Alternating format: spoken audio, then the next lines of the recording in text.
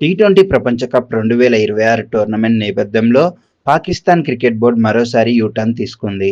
మొదట్లో టోర్నమెంట్లో పాల్గొనకుండా ఉండాలని, తర్వాత ఇండియాతో మ్యాచ్ బహిష్కరిస్తామని డ్రామాలు చేసిన పాకిస్తాన్ ఇప్పుడు అన్నీ మూసుకొని ఫిబ్రవరి 15న ఇండియాతో మ్యాచ్ ఆడేందుకు సిద్ధమైంది. ఈ ఘటనలు ఎలా జరిగాయంటే, బంగ్లాదేశ్ను టోర్నమెంట్ నుంచి తొలగించిన ఐసీసీ నిర్ణయంపై పాకిస్తాన్ తీవ్ర అసంతృప్తి వ్యక్తం చేసింది. దానికి సంఘీభావంగా ఇండియాతో మ్యాచ్ ఆడము అని ప్రకటించింది. బంగ్లాదేశ్ కోసం మేము త్యాగం చేస్తున్నామని ఓవర్ యాక్షన్ చేసింది. కానీ ఐసీసీ గట్టి వార్నింగ్ ఇచ్చింది. బహిష్కరిస్తే పాకిస్తాన్కు తీవ్ర నష్టం జరుగుతుందని, ఆర్థికంగా, క్రికెట్గా పెద్ద దెబ్బ తగులుతుందని స్పష్టం చేసింది. దీంతో పాకిస్తాన్ ప్రభుత్వం ప్రధాని షెహబాజ్ షరీఫ్ కూడా ఇండియాతో మ్యాచ్ ఆడమని ఆదేశాలు జారీ చేశారు.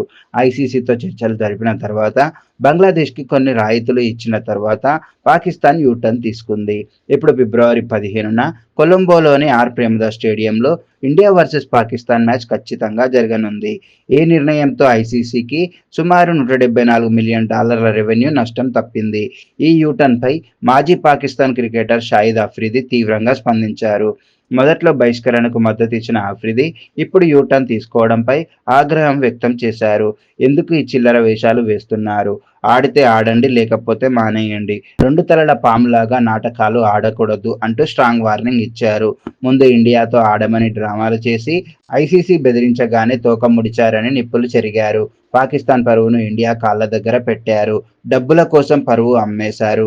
ఇలా అంతర్జాతీయ పాకిస్తాన్ పరువు అమాంతం పోయింది అంటూ మండిపడ్డారు. కొన్ని రిపోర్ట్ల ప్రకారం చార్ గుజరాతీ అంటూ ఇండియా క్రికెట్పై కాస్త వివాదాస్పద వ్యాఖ్యలు కూడా చేశారు.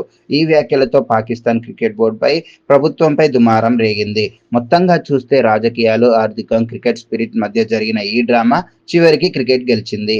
ఫ్యాన్స్కు ఇండియా పాకిస్తాన్ మ్యాచ్ చూసే అవకాశం దక్కింది. ఫిబ్రవరి 15న కొలంబోలో ఈ హై వోల్టేజ్ మ్యాచ్ జరగనుంది. ఇది క్రికెట్ ప్రపంచానికి గొప్ప ఉత్కంఠ కలిగిస్తుంది. ఏం జరుగుతుందో చూడాలి.